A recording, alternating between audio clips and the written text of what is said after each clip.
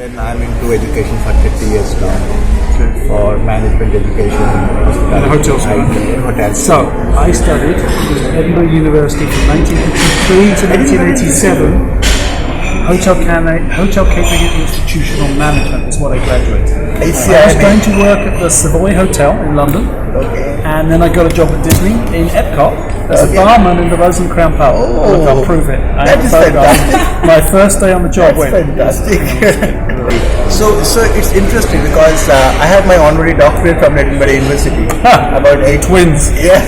The only reason I got one, I think, was because all the professors and us now are dead because I was the worst student. 1986. I went straight from Edinburgh University to I started my job in. Yeah, we all 86. Yes, we are both friends. Fantastic, because Edinburgh is where I formed my first company in UK actually. In a place called Abado, which is just after the river. Bridge, the big fourth bridge, and then there's a small village called Abado. So there I fixed because my partner is a Scottish called Ronald Scott. So right now I've got my office in Westminster in London, right in inside the Westminster College, very close to the palace, in Vincent Street actually. Yeah. So and I know a good pub. Yeah, exactly. In fact, one of my favorite friend, my closest friend, is a Michelin star now, Chris Galvin. Chris Galvin, very good Windows restaurant in the Parkland. Windows by Galvin. So he's a 3 Michelin star. See, Michelin stars. The best chai I had was on the street last week. The street vendors have the best, not the Michelin guys. But have you tried Dishoom? Yes. Their chai Indian is restaurant. really good. Where I live, I can't get good Indian food. In New York, you can have good Indian food. Florida, nowhere is good Indian food. DC have got a couple of good restaurants. Yes, the bigger cities, but not in Florida. No, it's a disaster. That is Florida. So what are you doing now? You are not with Walt? No, I left Disney 2 years ago. I was there 30 years.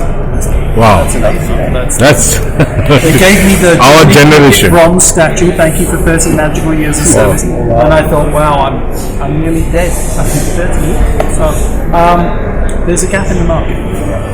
Everybody talks innovation. Nobody's doing innovation. We learned at Disney. If you create an innovation team, you tell everybody else you don't have to innovate. If you create an accelerator program that's only 5%, you could hire consultants. And I said, what if we create a toolkit everybody would use, whether they're in finance, marketing, sales, operations, entertainment, hospitality, I don't care. Create a toolkit which makes innovation easy, creativity tangible, and the process fun. Because you can't change a culture by talking about it. People have to want to do it.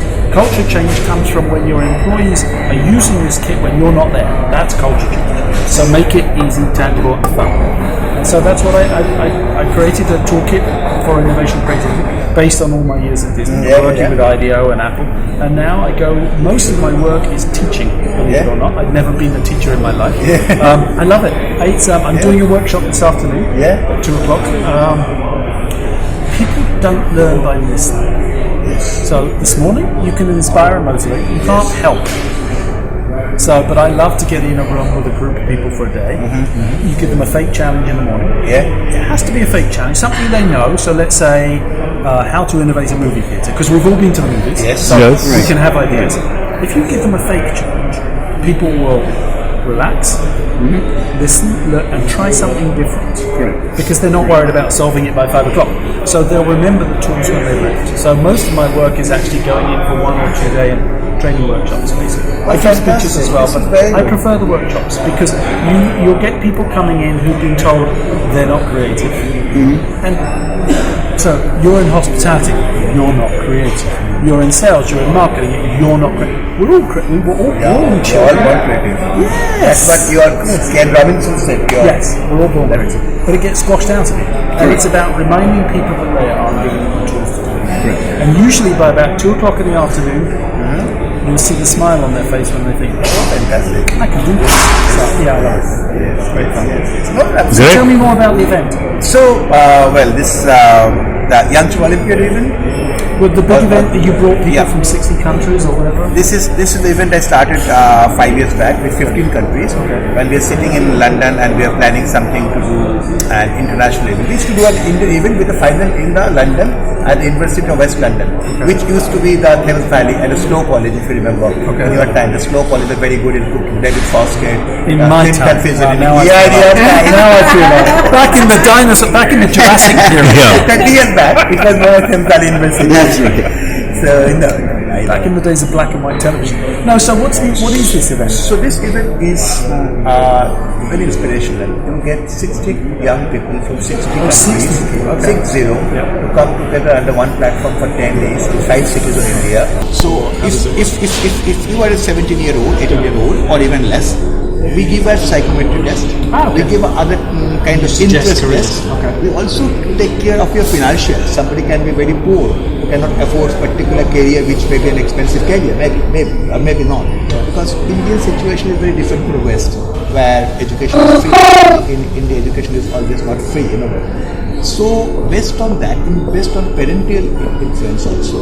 In India, there are a lot of things. When the son of a doctor, daughter of a doctor wants to be a doctor, son of a lawyer wants to be a lawyer, son of a chef never wants to be a chef, Son of a tailor. son of a tailor. I went yesterday. There's a young man, Yes. another young man works in the factory, and I wanted to make a joke. Yeah. So he sent me to his father's tailor. Yeah. So I met his father, his grandfather, and his great grandfather. Family? But he doesn't want to be a tailor. No. But they've been tailors for Ages. years. Yeah. But this generation's like, Exactly.